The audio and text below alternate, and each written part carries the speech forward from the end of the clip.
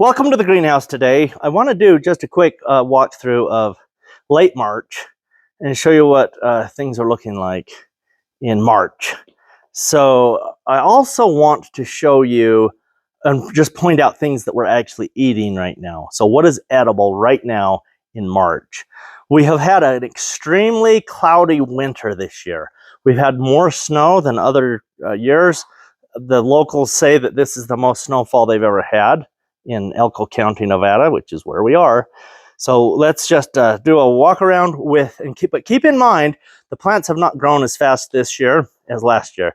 This time last year, there was a lot more growth and more food to eat, more volume. Not more species, because we grow the same things every year, but more volume. So let's just take a quick look here. I'm going to do a close-up of some of these things, but we can see the lettuce growing here in the bean poles, and the reason the bean poles are there is because I don't want to have to take them down and put them back up, so they'll just stay up year round.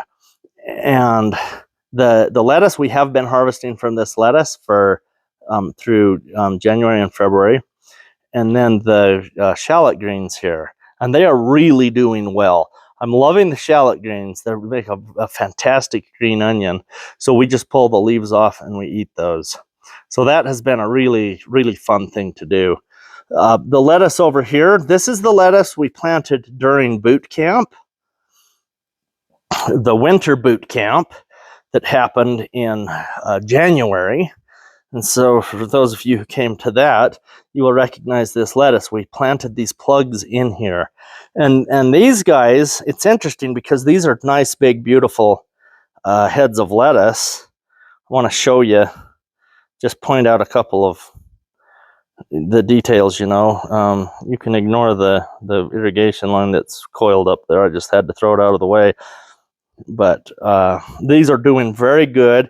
In another 2 weeks, these will be like really large leaf, beautiful, glorious heads that we can grow.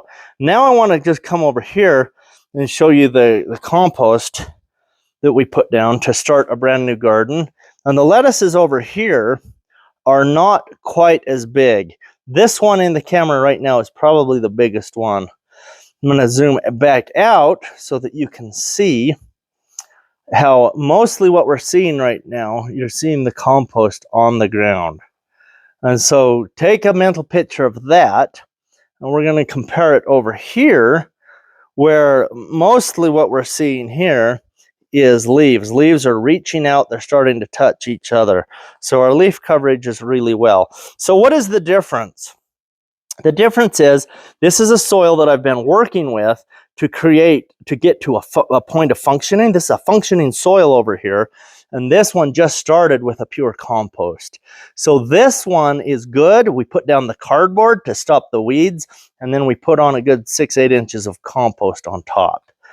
And with the plants growing in the pure compost, they're not doing as well as growing in the ground that has been worked for a good 2 years here. Worked, not tilled, worked meaning I've been growing plants in it continually for a couple of years now.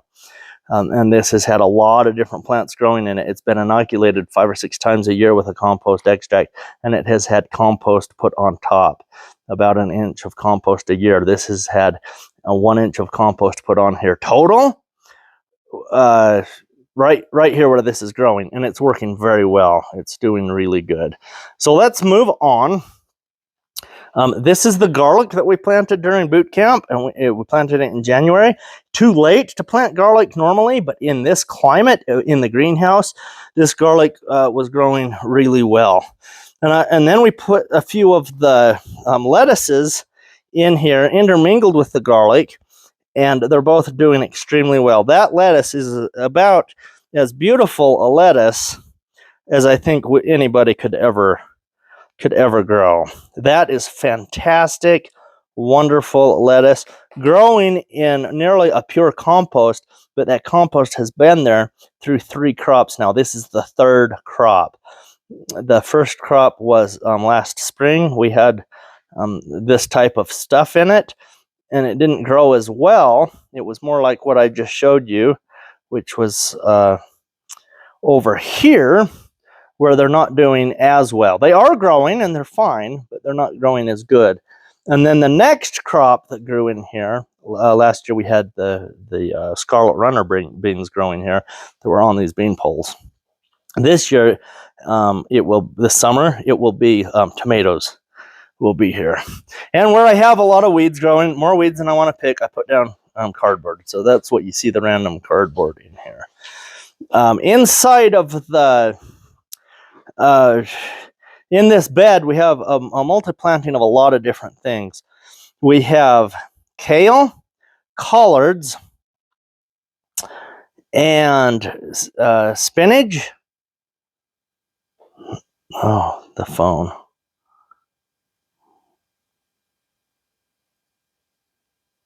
There we go. That's what I wanted to do. And we have the carrots coming up. So for those of you who came to boot camp, you can see those carrots coming up right there, right in the middle of the screen. We ran the earthway cedar up here. A lot of people make fun of the earthway cedar because they want to, I don't know why. I mean, it doesn't work as good as a lot of the others. If you're a professional farmer, you probably don't want an earthway, and that's probably why some people make fun of it, because there are better ones, but it's a good cedar. So we have our potatoes all the way up here, and there's a separate video just about the potatoes, but the carrots are coming up. And let me just make sure that you know what a carrot looks like when it comes up. So this is the carrot right there. Those are the carrots. And as I move up, you can see the beak growing right next to it that's red. But those are the carrots right there. The cotyledons are coming up and the true leaves are starting to come out. So we planted these with the earthway cedar. I walked up one row and then down the other, and it made a good bed. So I'll have 2 rows of carrots in this bed. I have 2 rows of potatoes that are coming up, and I have all the other salad things. And so by the time the carrots need more room and more light, the lettuce will be harvested and gone, and then the kale will last a long time if I choose to keep it. It'll go all through the summer and until this time next year. But then if I choose to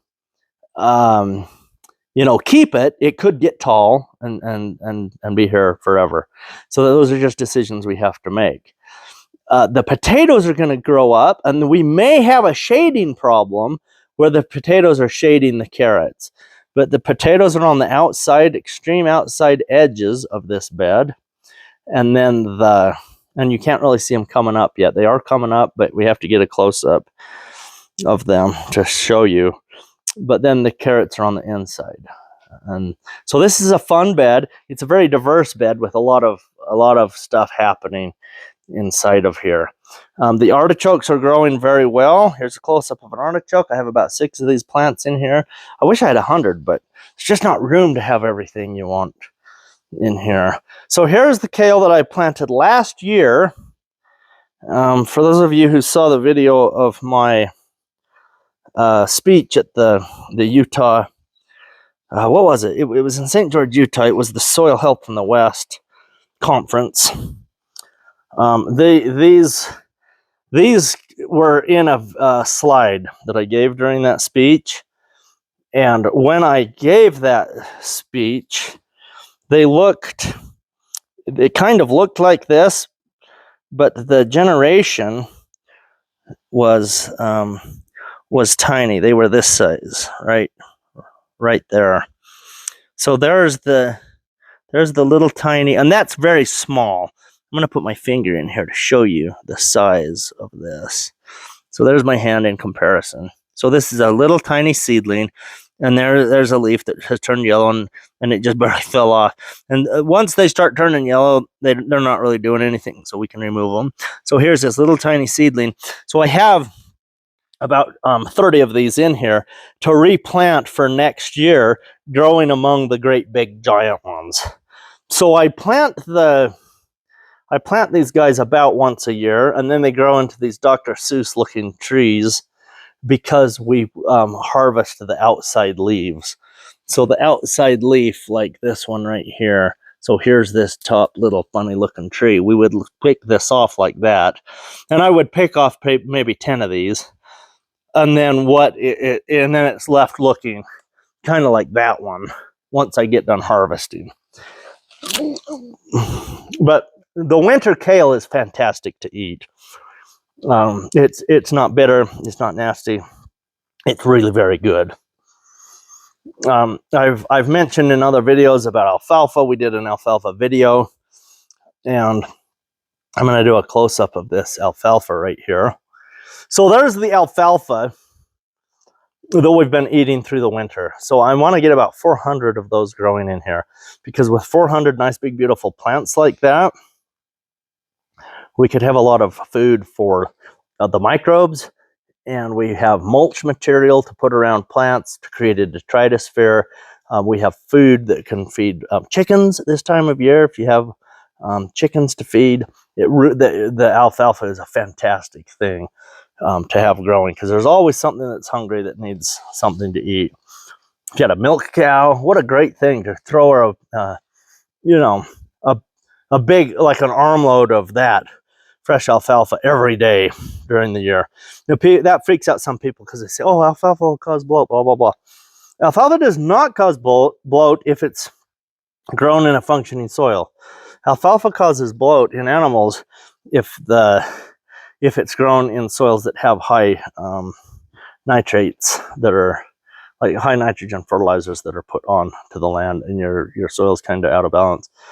And then you need to dry it down, make it into hay, and then you feed it as a ration instead of just giving them fresh alfalfa. Now, if they're not used to it, then their body has to adjust and get used to it. It can cause a problem. So know how to feed a cow before you just start feeding it green alfalfa before it's been eating it. But if they're used to it and you're feeding it a little bit every day throughout the year from your greenhouse, fantastic. Is it cost effective? I don't know how that pencils out in a system where you're trying to make money off of your greenhouse, but that's not our purpose. Our purpose is to have the most fantastic food in the world, and so you can certainly grow these things.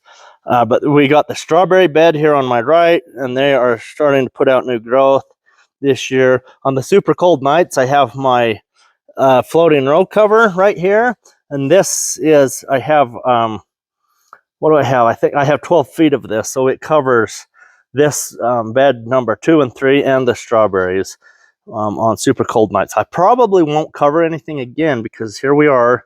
April is just around the corner, and I doubt we'll have bad weather. I only cover this up if we have single digits outside. So, of course, we have a lot of beautiful things in here. We still have all of our tags up here to tell us what we're planting for 2023 main crop, because in the springtime it gets very busy and I don't want to have to think about it. I just want to come out, look at my tag, and then I know what I'm doing. But this is our March walk around of the greenhouse, and I pointed out a few things we're eating. Hopefully this helps you to walk around your greenhouse.